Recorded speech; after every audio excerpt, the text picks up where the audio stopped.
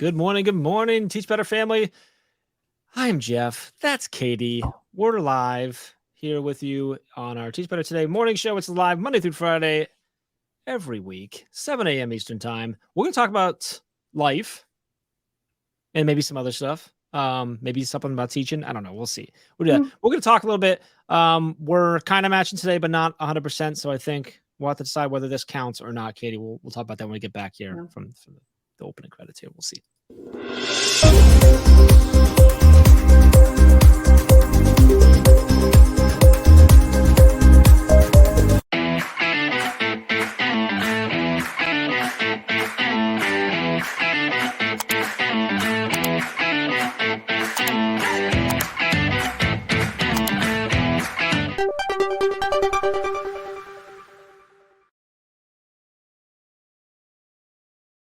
All right, we are back. Welcome to Teach Better Today, your morning show every weekday at 7 a.m. Eastern time on all your social media networks and, of course, up on the Teach Better Talk podcast. If you're listening or watching live, please drop in the comments. Let us know where you're watching from, what's going on today, how you feeling.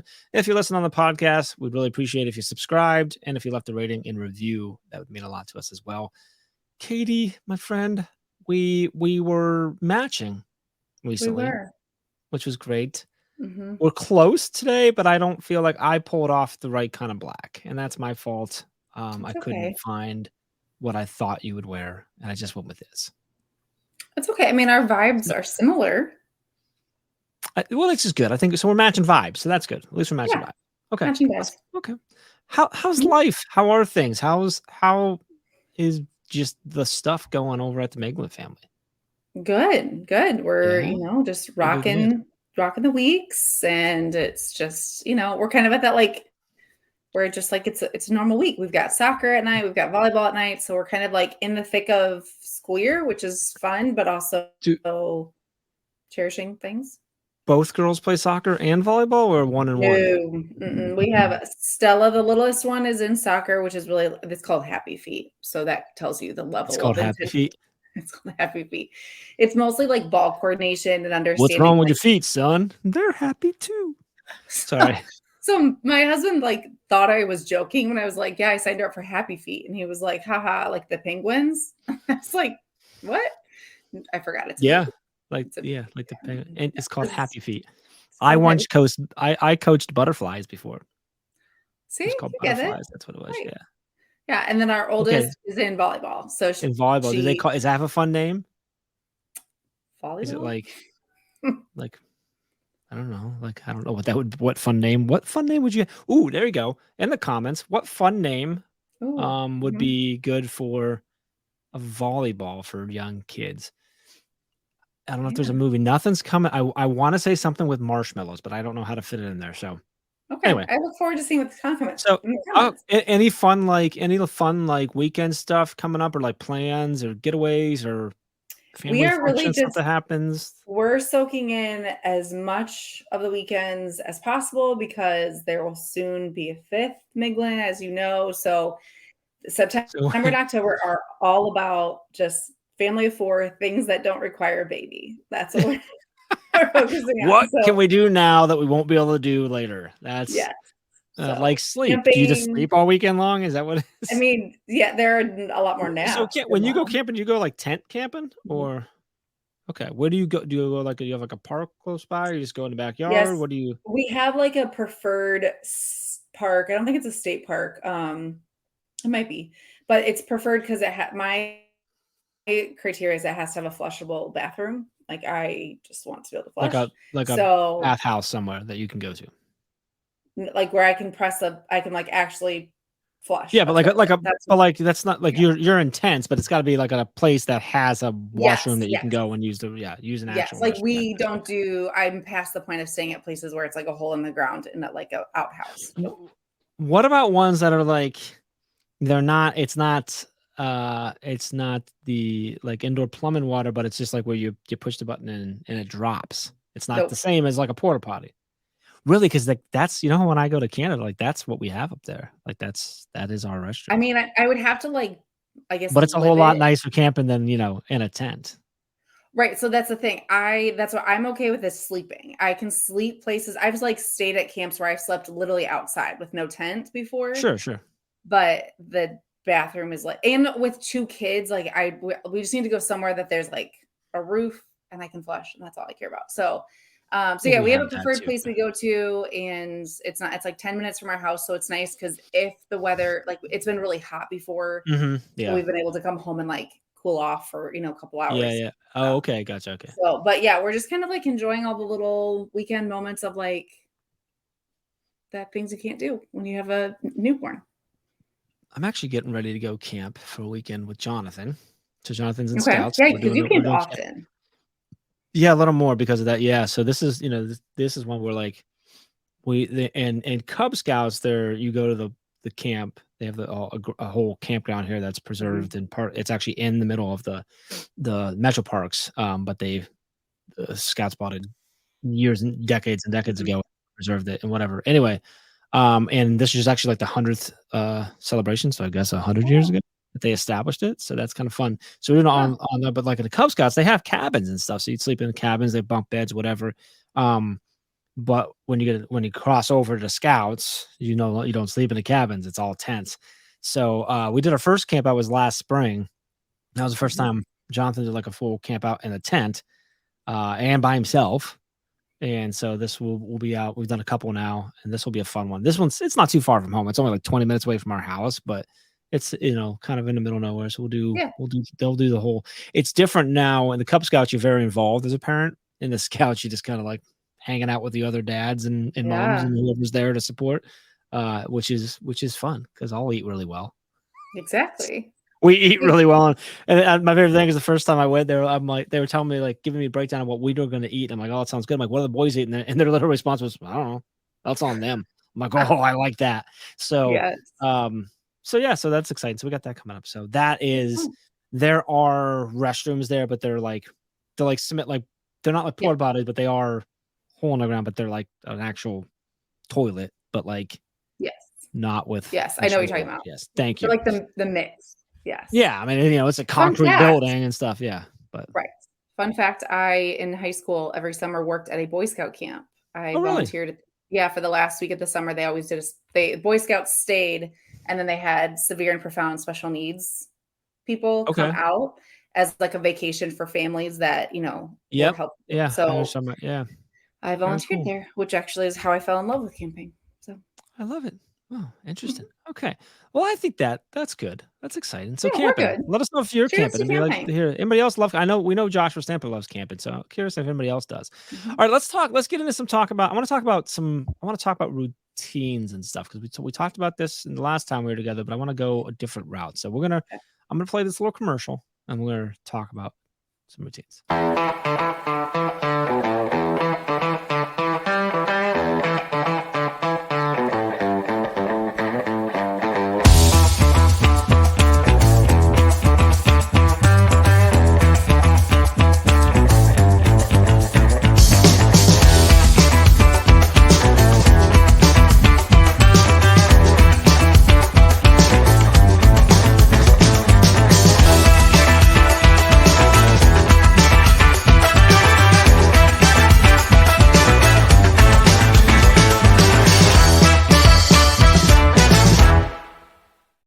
And we are back. Welcome back to Teach Better Today, your morning show, Monday through Friday at 7 a.m. Eastern Time on all your favorite social media channels and over on the Teach Better Talk podcast.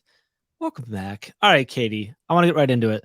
Last Okay. time we were together, we talked about, we're into September. We kind of talked about how the households, but also just in general, like into the routine of things, right? Kind of gotten through the Mhm. initial shock of all the changes and schedules and stuff like that.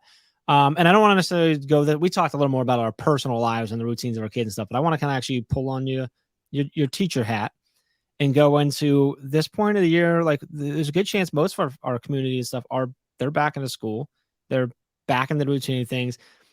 Some of them might have only been might be a few weeks in because it started late or whatever. I'm thinking a lot of people are probably back into the routines. The students are getting it figured out. Like it's starting to be kind of settled into like what kind of kids you got this year, all the different changes that have been required of you and what your classroom is going to feel like.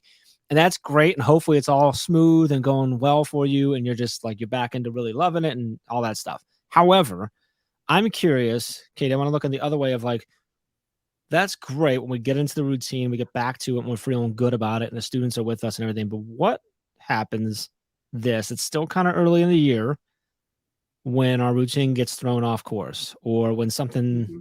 breaks in our routine and suddenly stops working, or suddenly becomes a bottleneck in the flow of our days and stuff like that. How did you I'm sure that never happened to you. No, yeah. How did you approach that? Because I know you're a very routine person. We talked about you how you have Mhm. literally have checklists for your kids to make sure they get routines. And I know your classroom was the same. I know you do a lot of work helping educators to really figure out how to get the routine in place and get the students with it.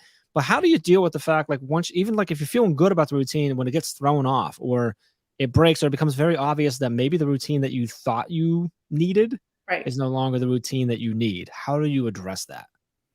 Well, I think first you have to decide why is it thrown off. The beginning of the Mm, year can have so many different things. We know we work with, schools that have state testing or some sort of testing that they start the year off that can throw off a schedule. I know when I was in the classroom, we had a lot of like drills and, the fire drill, lockdown drill, all those things happen kind of that first month to make sure students are aware. You might have students coming in and out. Like there's tons of things that might disrupt the routine that's out of your control. So I think you first have to identify why is there a change in routine, and is it something that you can control, or is it just kind of the life of being an educator? If it's something you can control, so if you notice your students have just settled in and maybe they are just not following the initial routines, I always, which this took me a long time to get used to, but I always like lean on they just need a reminder, like they need a refresher. And I think sometimes I was really bad in my early years of I said it once, I said it twice, I'm good.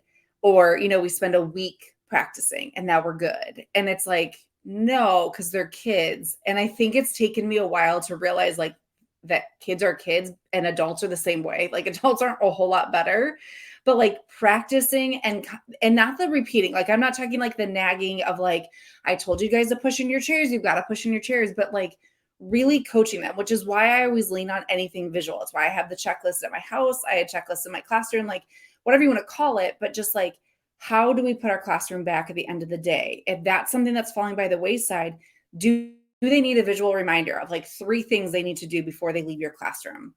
Is there a way that you're starting class that's getting kind of disheveled, and is there something that they just need something to like be able to look at? Does your bell ringer or classroom starter need to be revamped? So like kind of evaluating like the things you push out to students, the things you control. Do they need to be just reminded and coached? Do they need more visuals? How can they kind of take the reins? But then I think there's the other thing too of being reflective of if something's not working. And that's sometimes the harder pill to swallow because we might have spent all summer thinking through what are our routines? What do we want our classroom to look like? But then if things aren't going well, you might have to pause and go, maybe what I thought isn't fitting this class or isn't fitting this classroom or this group of students. So we need to adjust. And I love just asking kids, like, hey guys, this is what we are supposed to be doing. You're not doing it. Can someone tell me why? Can we like have an open dialogue as to like, why isn't this working? What will work? And if you really kind of create that culture of openness, students are going to tell you. I taught middle school, so they're pretty open from day one. They're going to tell you what they think. But just being able to like make it a safe space of like, I'm not mad that we're not doing it. I just need like we need to fix it together. And what can we do? And so creating that kind of culture of like, we're going to work together to figure out how this best suits us.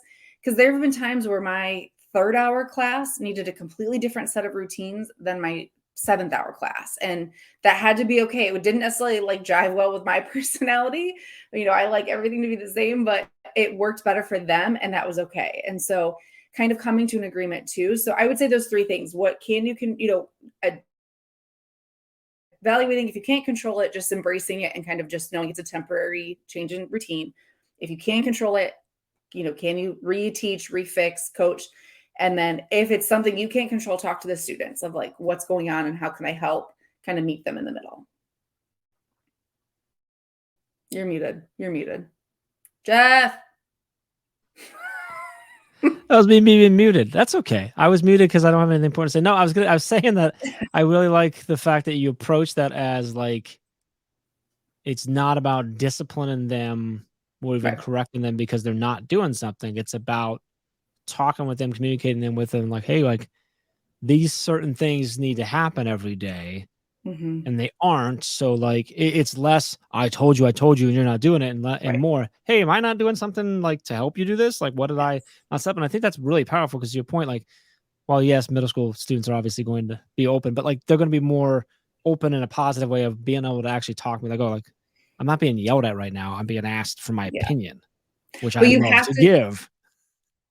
right. You have to go in knowing what your personal headspace is because there were days Mm, I know I didn't handle the conversation well because I was annoyed. Like I was frustrated, it's sure. like it's on the board, you guys. Like there were moments where I was just like stressed, tapped out. So it's hard. It's not an easy thing for you to like calmly have a conversation. But if you Hmm. know like I'm frustrated by this right now, don't address it then. Come back to it the Yeah. next day, come Yeah. back to it later so that they actually feel like you can have a conversation. Because the second students see that you're tense about it and that you're upset, like they're not going to be open with you. Yeah. Yeah. Okay. All right. So the challenge I think we can put out is to approach these types of hiccups, if we will, speed Yeah. bumps, Yeah, that's all they are. whatever you want to call them. Right? Yeah, I think it's a great way to think of it. Approach them right way, and analyze. The steps that Katie. I'm gonna have you repeat the three things real quick too, but Mhm. analyze those and make sure that you're approaching. I think the key. I love that you mentioned the headspace. Like understand where you're at. Like because if you're in the wrong spot today might not be the day to address this. Maybe tomorrow when you have some time to think about it, cool down, and then you can address it. If you go in the day knowing like, hey, they're probably Mhm. not going to do these things, but let me get myself calm because I'm going to address it today. I think it's key. All right, give me those three things again, and then we're going to leave everybody with that. So these three things, go. So, are the change in routines out of your control? If they are, embrace it. It's temporary. Just kind of embrace it in the temporary and Hmm. move on. If it's things you can control, so do they need to have more visuals? Do they need to be coached a little more, taught a little bit more? Do that. If you feel like you're doing everything you can, open it up to students and get their feedback as to why things aren't working and how you can readjust to better suit their needs. I love it. Awesome. Good talk. Drop in the comments. Let us know what you think. Let us know how Yeah. you address these types of things, how you tackle this type of problem, and we'll see you tomorrow morning. Bye, Appreciate friends. y'all. Hey, Teach Better community. Thank you so much for joining the Teach Better Today morning show every single weekday at 7 a.m. Eastern. We have so many resources for you outside of this live stream at teachbetter.com, including blogs, podcasts, and professional development that will bring our team to your school. Wherever you are listening from this morning, please make sure you are sharing and celebrating the incredible educators in this world. And hey, if you are listening over on a podcast to Teach Better Talk, we would love a 5-star review. The comments are always so entertaining. We'll see you tomorrow.